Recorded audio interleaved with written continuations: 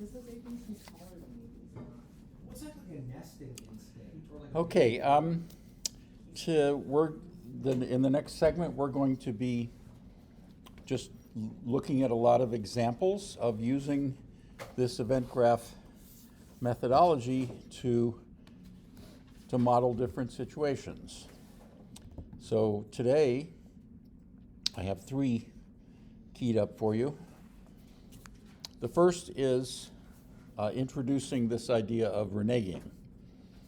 Again, as we mentioned before, in the basic queuing model, once you join the queue, you can't leave. That's how that model works. And then if we observe our system, we notice that sometimes people leave after they join. So if the model is to capture that, then it needs to be modified. And ideally modified in such a way that it would address some questions one might have. So are the queues too long? In other words, are we losing customers, as it were, because they get impatient? Or is it like that restaurant that nobody goes to anymore because it's too crowded? Then start looking at a finite calling population. And so you're going to look at the simplest version of that, which is modeling machines that fail. So when we think of our servers as machines processing parts, in the basic model, they run forever. In practice, machines actually don't run forever, they fail. So how can we model that, again, in just the simplest way, with the idea, as with all of these, that they, you start simple and you kind of expand it. That's the whole idea. And then the third model today, I'm going to look at, circle back to our tandem queue, but be in a situation where when you finish processing at the first station, you might not be able to move to the second because it's all crowded. In other words, that's incorporating the finite capacity situation that we've dealt with previously, but in the tandem queue situation. Okay, so let's look at the reneging idea. So we have customers coming to a multiple server queue, and each customer is impatient. Now, how can we model this? Well, the thing is that most of us don't have an explicit idea of how long we're willing to wait. I mean, nobody that I know loves waiting in line. Your mileage, maybe you do, I don't know, but that's, I don't know anybody who does. But clearly there's some kind of internal clock. There's some internal timer where it's like if you've been waiting in long line, after a certain point, you say, screw this, I'm out of here. So whether we can get a handle on that by asking people, then, or not, that's certainly something which kind of exists. So let's take a look at how we can model that. And so tweaking our basic multiple server queue model, we have our usual suspects of our number of servers and their service times. And then to that, we will add these renege times. In other words, leaving the queue is something called reneging, because when you join, the idea is when you join, renege is to kind of Welsh on a promise. So when you join a queue, you're kind of saying, okay, I'm going to get service here, and when you leave, you're reneging on that commitment. And so we're going to say here, postulate a series of these renege times, which for each customer is going to be the amount of time they're willing to wait in line. And when that time is reached and they have not received service, then they will leave. Okay, so that's how we're doing that. Now, state variables Similar to what we were doing with the tally business yesterday, we're going to make the number of available servers, that's our usual suspect, but now we're going to have a container of customer IDs, unique. In other words, we want to somehow identify each customer, and so the simplest way to do that is just assign each customer a unique number. The most straightforward way we can do that is by simply assigning them the number of, every time a customer arrives. If you remember in our arrival process, there was a counter, N, and if we assign that to each customer, that's going to be unique. Now, what are we interested in this? Well, if I'm running this system, I might want to know how many customers or what percentage of customers are we losing because of this? In other words, what is one of the consequences of having waiting lines that are too long is the customers get impatient and leave, and so we've kind of lost that. So a measure that we were definitely interested in is how many of the customers, potential customers, how many receive service and how many customers are we losing? So we'll define those as state variables. And okay, so now I'm gonna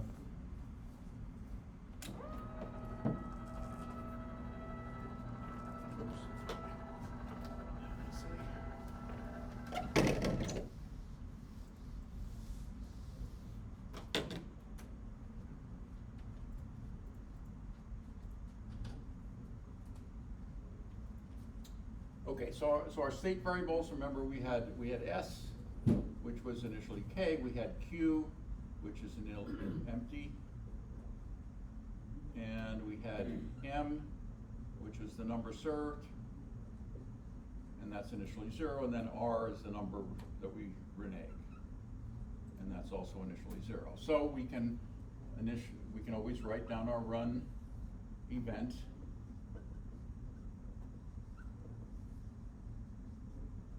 Clearing our queue and setting everybody to their initial value.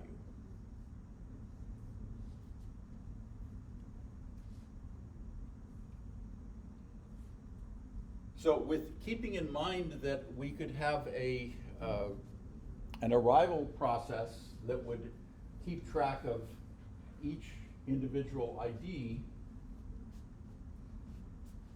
looking at our queue state variable, what could cause it to change would be the arrival of a new customer with the new ID. So let's call that an arrival, but we're going to give it an argument and simply add. So our state transition is to add that ID that somebody's going to hand us and add that to our queue. And then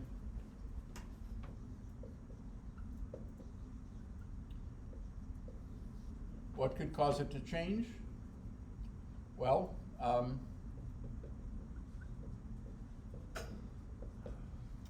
when we start service, we're going to pop that guy off, and so we know which one it is. And then, so that takes care of our queue. Here we would also lose one of our servers.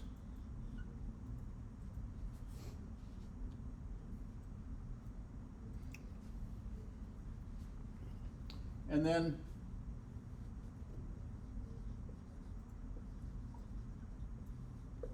when we get our server back, we've been calling that end service. Now, again, notice that we're using a lot of the same names because they're descriptive for the kinds of things going on, but hopefully you're noticing that the actual state transitions are different than the ones previously.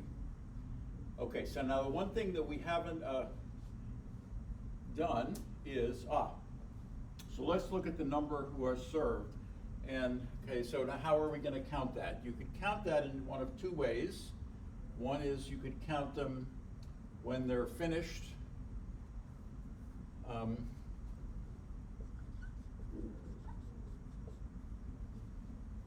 Or you could count them here when they start. It doesn't really matter in the long term because, ultimately you want to be running these, you typically will want to be running these models for a long time, in which case the differences are kind of minimal. Now here's the thing, what is it that corresponds to a renege? Well, a renege is when we actually remove someone from the queue. Here we were popping off this top guy who got to the front and was getting service, but now we want to model somebody who leaves. And since that's called renege, and I'm going to give it an argument because I need to know who reneged.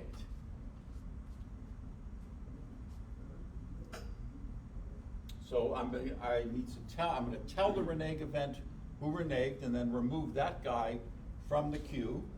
And then when that happens, I also get another one of these.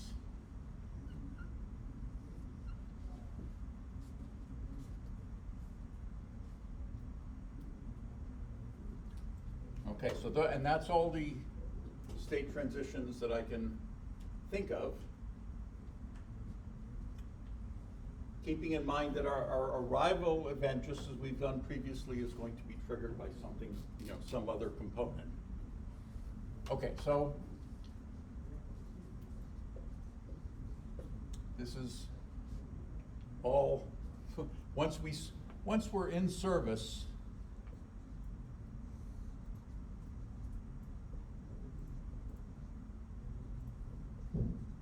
then things are pretty much as before. So when we start service, we're going to schedule an end service a certain time units later, and when we end service, we're going to do another start service if there's still somebody in the queue. That is, if it's not empty.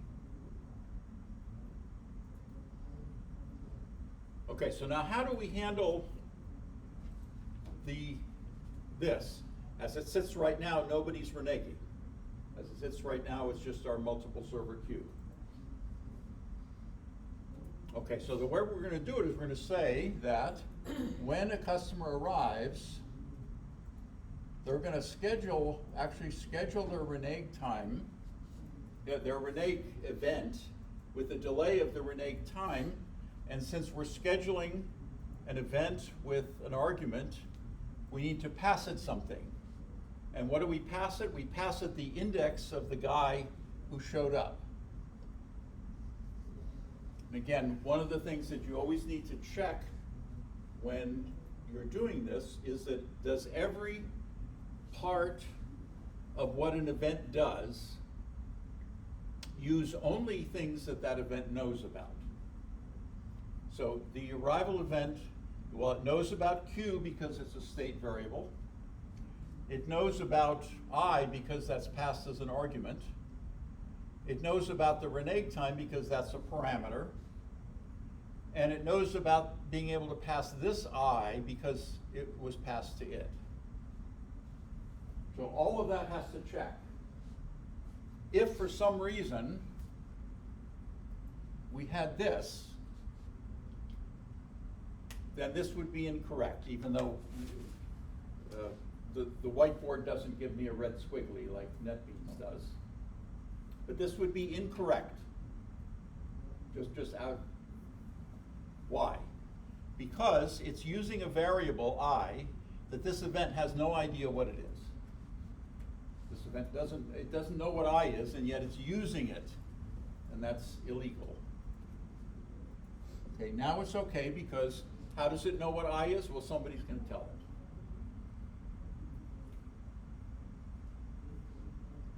again, the renege event removes, somebody says, oh, I left the queue, and we're gonna remove him from the queue. Okay, so now, how is this going to operate? Is this going to fit the bill? Is this going to do everything that we want to do with our model? Okay, what's missing? Or You can still renege up to the start service. Yeah, in other words, if we don't do anything, the renege event is going to be on the event list, the start service event is going to be on the event list. So at some point, let's just look at the first guy. The first guy's going to come in, the server's available, we're going to pop him off, and then at some point the renege event is going to say, oh, I got to remove that guy from the queue, but he's not in the queue. And so that's depending on the implementation. In Java, at least, if you try to remove something that's not there, you get an error. But logically, it's also an error because we're both getting service and we're leaving the queue. We're reneging. Okay, so how can we handle this? Well, that's where a canceling edge comes in. When the start service event occurs, so you see now we've popped this guy off. So what we're going to do is we're going to cancel the renege event for the guy that we just popped off. So this is the index of the guy who just started service, and we know that because that index had arrived sometime previously, the renege event had been scheduled, so it's on the event list, and so we cancel the one corresponding to this guy. You see that? Yes? So this is more a conceptual question, but like when we're talking about like the simpler event graphs where it's like very high level, it's definitely like a easier to grasp abstraction than just like actually use pseudocode. But now we're getting into stuff like this where we have like, you know, extensive lists of such operations where we state all these edges and stuff like that. Like I feel like at this point we're almost getting to the point where just having code or pseudocode for what all this is a simple representation of the event graph. Like what's the point of having this type of visual representation when it's getting to the point where most of the actual meaning is encoded in the arguments and the operations you're writing on it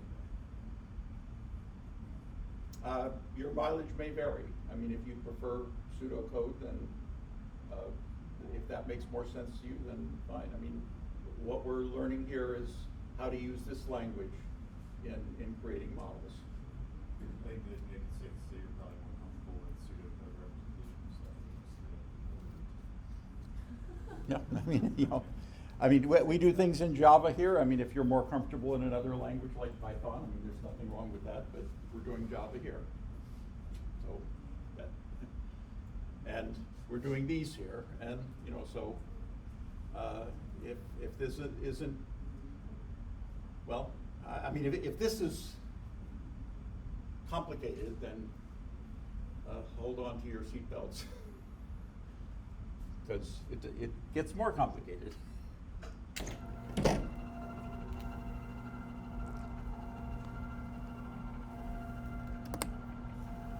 Okay, so let's see if, did I get it? I think I got it right. Okay, so it's, all right, and then we have to do something similar with the arrivals, and then likewise, we can do something like this, where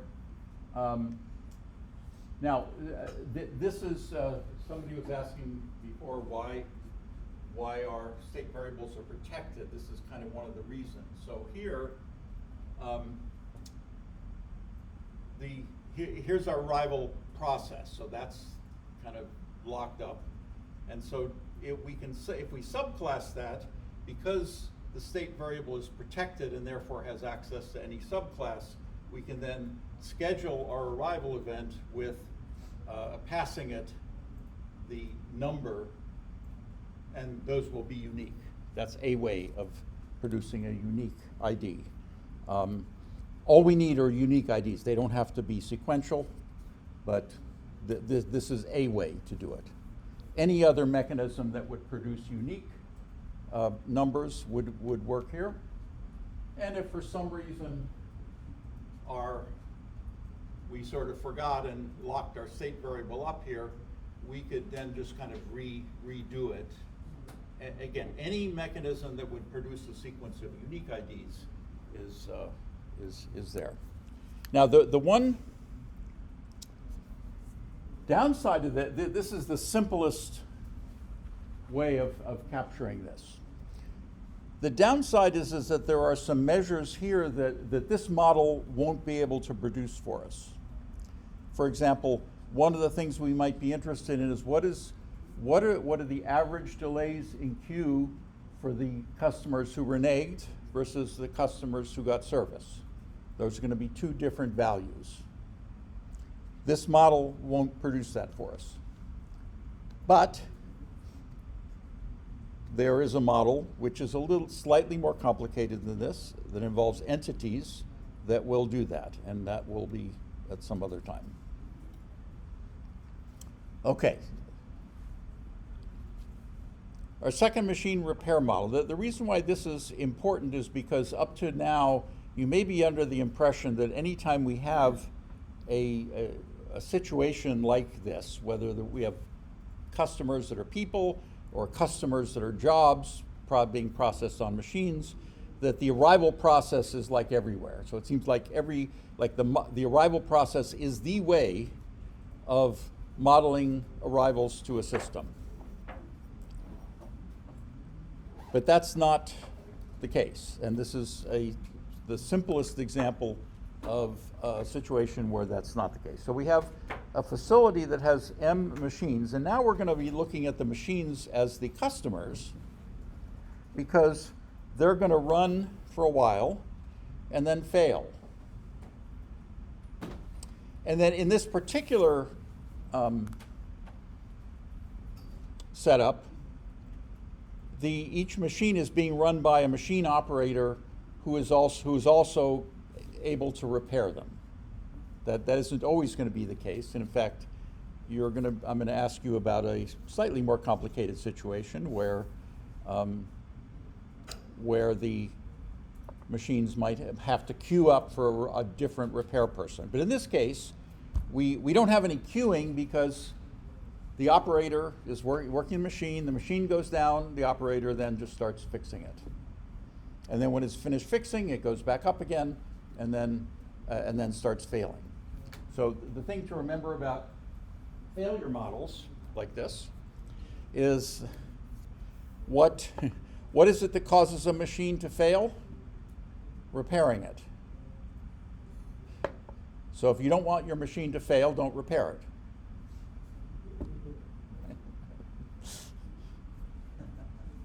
So yeah, okay. So this is an example of this is called a finite calling population. In other words, the arrival process is an example of an infinite calling population, because no matter how many arrivals we have, they just keep coming, and they keep coming at exactly the same rate. In this case, if you think loosely of the rate at which the customers are arriving, and again, the machine's failing is the customer arrival. If I have 5 machines and they're all working, then as opposed to if I only have 2 machines working and 3 that are failed, then are the arrivals coming at about the same rate? And if that's okay, that's a little intermediate, let's look at an extreme example. If I have 5 machines and they're all failed, what is the arrival rate of the failures? It's 0. In other words, there are no more customers arriving when all machines are failed. Whereas if all 5 are working, they're failing at a certain rate, and if 4 are working, then the arrivals are at a slightly different rate. In other words, the rate of arrivals depends on how many machines are in the system, or how many machines have failed, or how many machines are actually operating. And is it clear that that's different than the arrival process? The arrival process, the rate is the same regardless. Okay, so let's look at the parameters. So we have the number of machines. We have the times to failure for each machine. And what's tricky here, again, like what is it that causes it to fail? the repair. And then we have how long does it take to repair? So we'll call that. And then our state is going to be just the number of failed machines. Again, simple. We're starting very simple. So let's see how that plays out.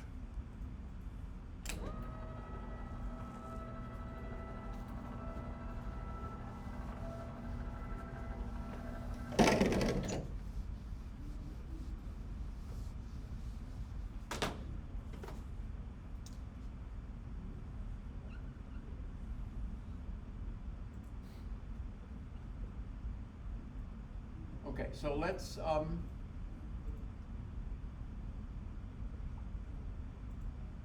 say that we start with no machines failed. And what is it that could cause a machine to fail? We'll call it a failure. And then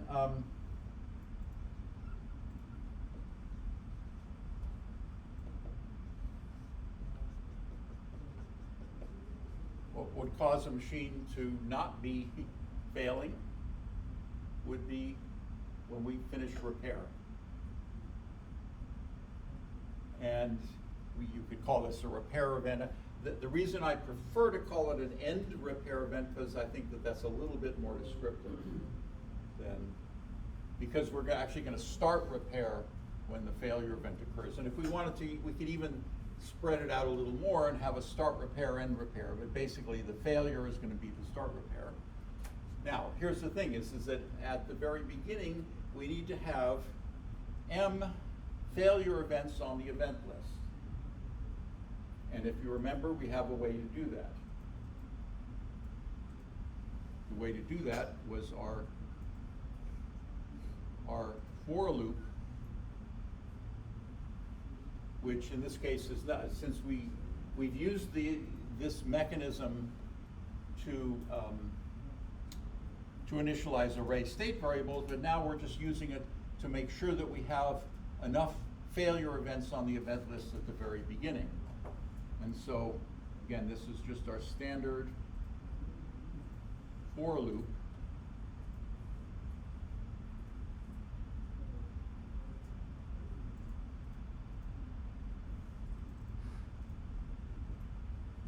Okay, so when we do it this way, then at the very beginning there are M failure events on the event list at time 0. Remember that this is not, this init pattern is not the same as an arrival event, arrival process pattern, because the delay is 0 and we're only doing a certain number of these. In this case, we're only doing M of these. We only want to have M failure events because we only have M machines. And in this case, when a failure occurs, we can immediately start repair. And when a repair finishes,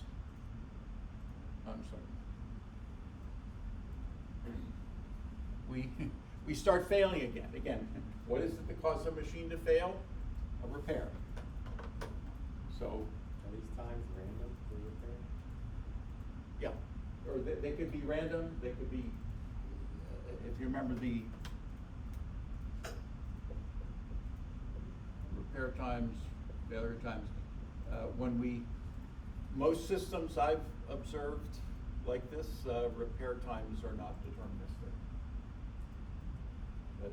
But if they are, then you could model them. Like these sequences, we could model a sequence with the same number each time, but more typically they're going to be random. Just as the failure times are typically random. In fact, there's a whole domain of people who are studying the probability distributions of things that fail. And that's a whole thing. Okay, and there it is. Now, what makes this simple is the fact that we can immediately start repairing it as soon as it fails. But you might ask, well, what would happen if the operator is not qualified to repair it, and we have to kind of queue up for a repair person? That would be a natural extension of this.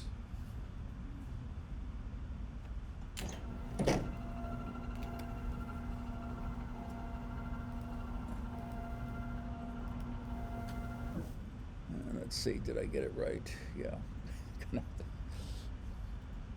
Okay, so there's our model.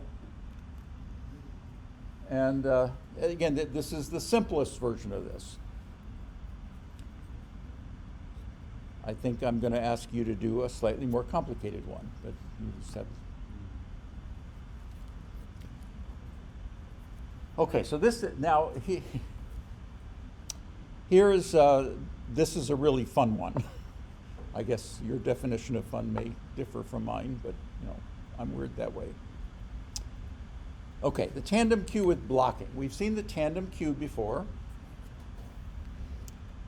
And so the idea is that we have, and this typically will come up more in systems that process kind of big things.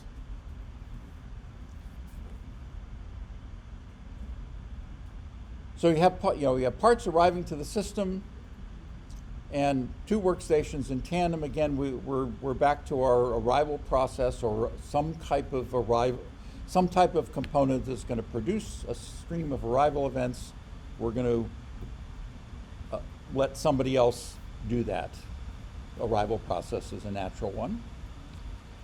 What's different here is what's happening in the second queue. The second queue has finite capacity, and if you remember, we dealt with the finite capacity before, but in that situation, when a customer showed up and the queue, there was no room at the end, they left.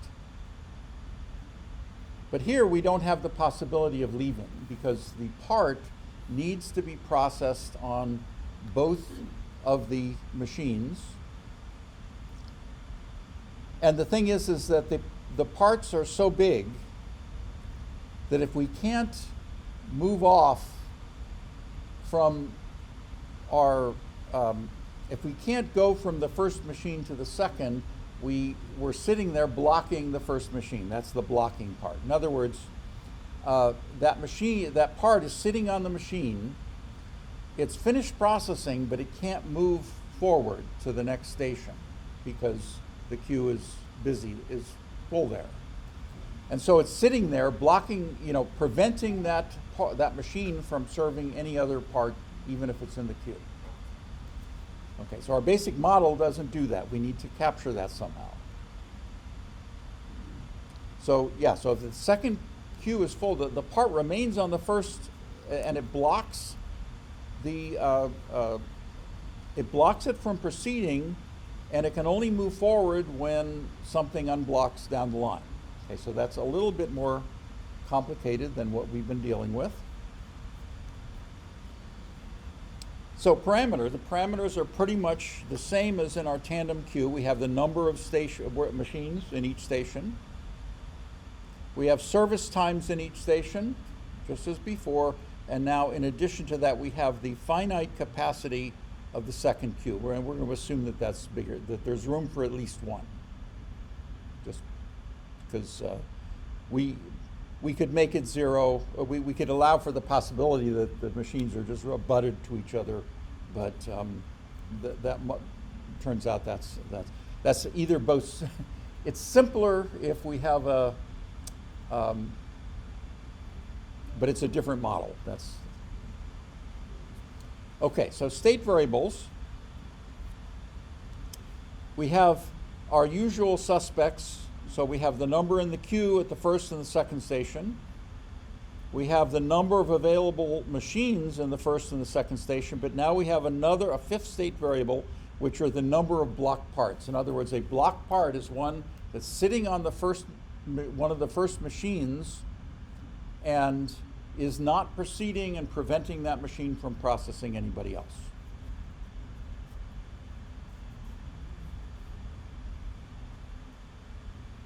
Okay, so let's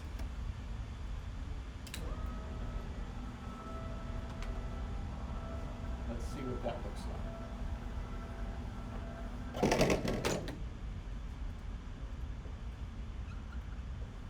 You know, we start with our run event.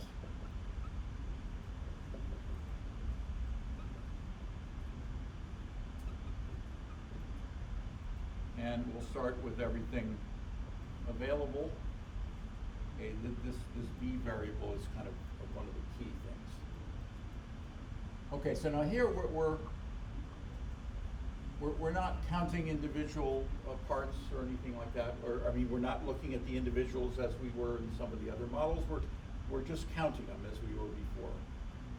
So an arrival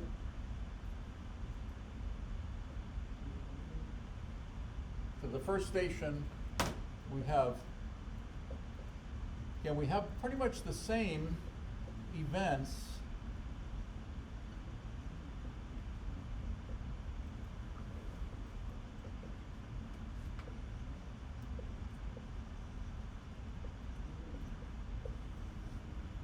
Okay, now, but here's the thing.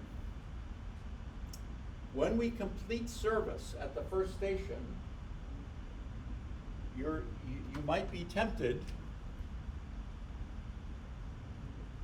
to do that. But is that correct? And of course, you know that it's not, because if it was correct, I wouldn't ask. So why is that not correct?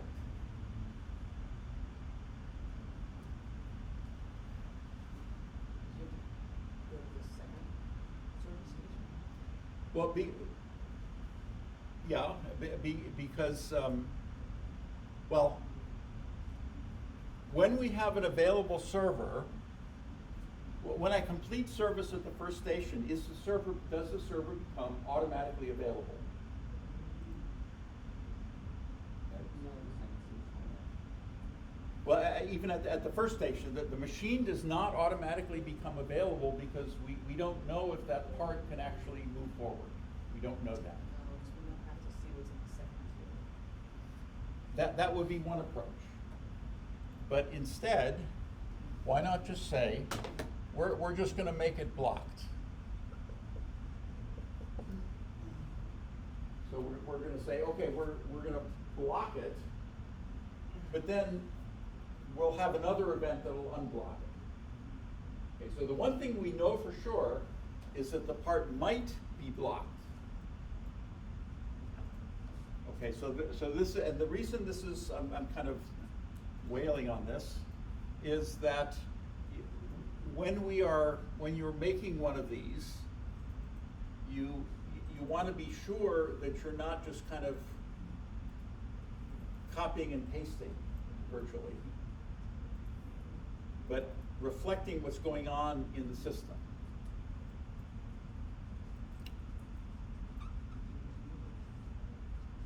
So at the second station, so what is it that happens at the second station? Now, this is kind of interesting. If a part can move from the first to the second, then actually one of the things that can happen is that it can unblock because it's actually moved off the machine. And then now the machine at the first station is available because it's been unblocked. And we've also arrived at the, another part at the queue of the second one. Okay, do you see that? And it's not, it may look a little odd because this is an arrival one and we're changing S0. But there's no law that says that the number the number on the name of the event has to match up. I mean, it's what is it the event does.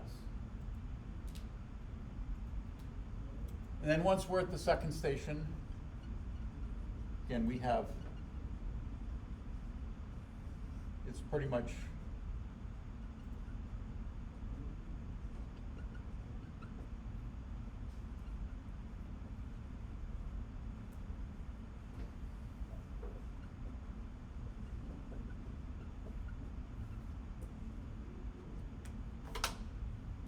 straightforward from there. But again, so really these two events, they, you know, really, I encourage you to really understand what's going on here. And the principle is this, is that the events, the state transition for events should be reflective of what is happening in the system, not the same as what we've done before. So if we just kind of do what we did before, we would put this transition back up here. But that's not what happens, because we do not have an available server at the first station just because we've completed service.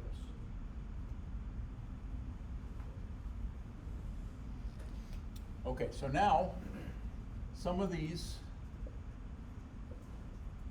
are straightforward as before. So an arrival, we'll schedule that.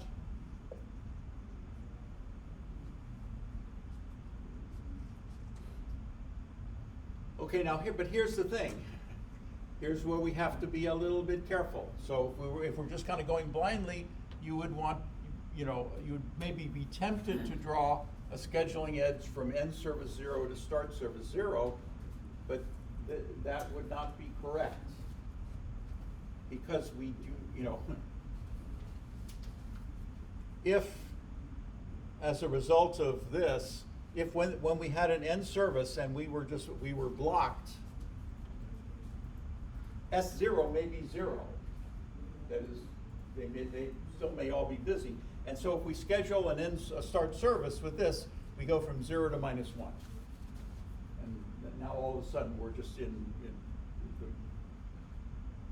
it's kind of just gone all wacko. So what is it that could cause our start service now to actually be scheduled? Well, it's right here.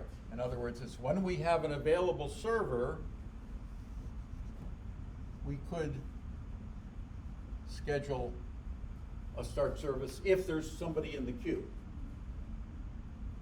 Okay, so again, it's just that just because we've done it this way before doesn't mean that that's the way to do it in this model, because this is a different model. Now, when we do finish service, just as with our tandem queue, we might be able to schedule an arrival to the next workstation, but only under certain conditions. So what's the condition for that? How can we move from the first station to the second? If there's room in the second queue. Exactly. And so how can we express there's room in the second queue? Q is less than C, exactly.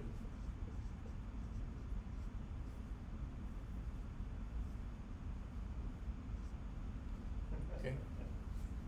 So if there's room, then okay, so yeah, we'll be blocked, but then we'll immediately be unblocked. But if there isn't room in the queue, then we stay blocked, and nothing else happens.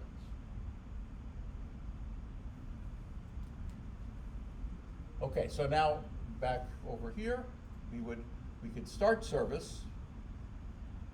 So even if we get unblocked,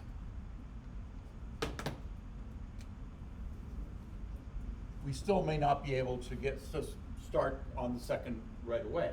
We may have to sit in the second queue for a little bit. And of course, when we start on the second, okay, so this is straightforward. This would be S1. This would be if there's room in the second queue.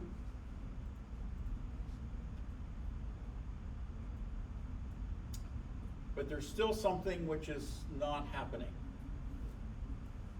So envision the following. Let's say that we're blocked at the first station, and which means that the queue, this would be Q1, and the first queue is full. What is it that could cause an unblocking? In other words, this event here is what causes things to be unblocked. And right now, it's only scheduled by an end service event. But if everything is all blocked up, in other words, we have complete total gridlock, the way it sits right now, do you see that the system is stuck?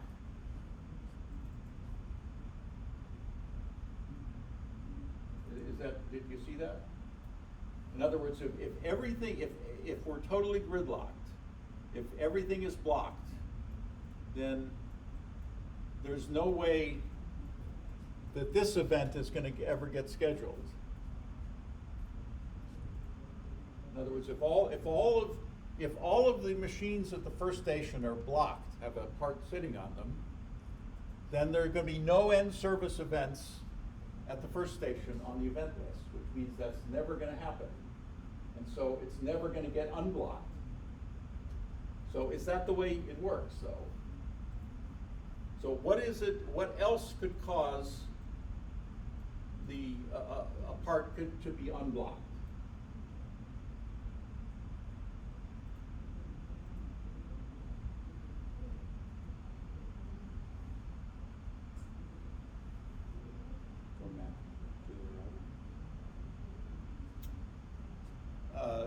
Disarrival?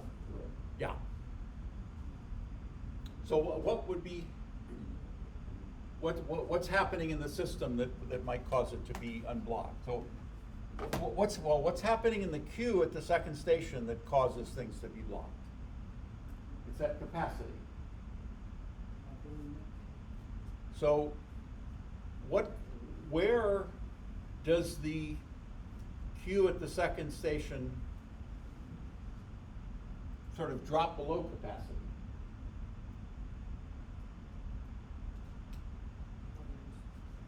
It's this right here. In other words, if we're at capacity and this event occurred, the start service event occurs at the second station, then if we were at capacity C before, we're now at C-1, which means there's now room. So you check if there is something that's blocked. Yeah, so in other words, yeah, exactly. If something is blocked,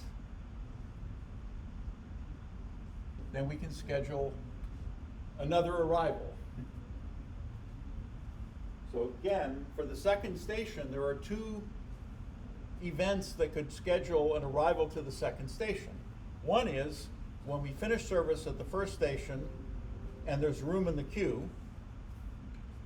But the second is if we are at capacity, meaning if there's something that's blocked and we make room.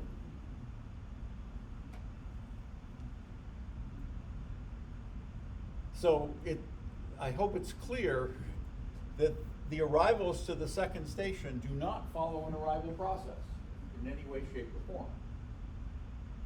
In this particular case, they happen to be scheduled by two different events.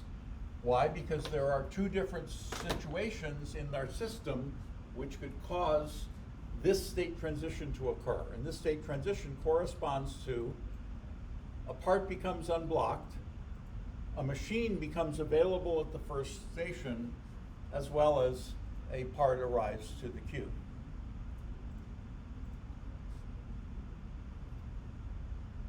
And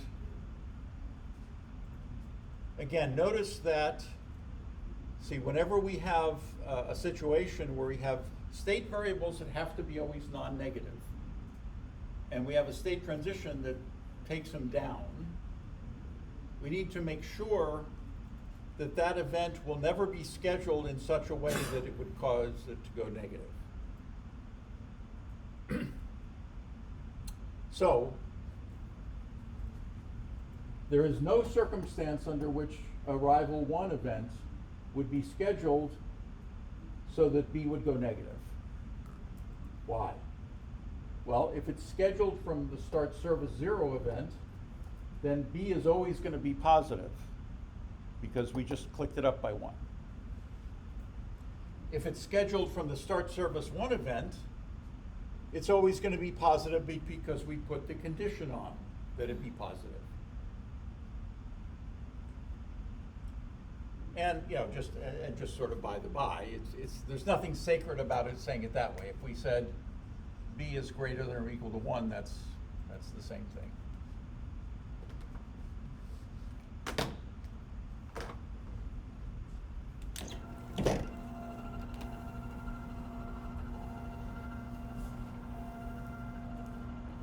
And let's see, did I get it right? Okay. So that's our final model. So even though a lot of the models that we've been doing fairly simply up to now have a certain structure to them, they're not laws of nature. The important thing when you're doing yours are that they reflect how the model is actually working.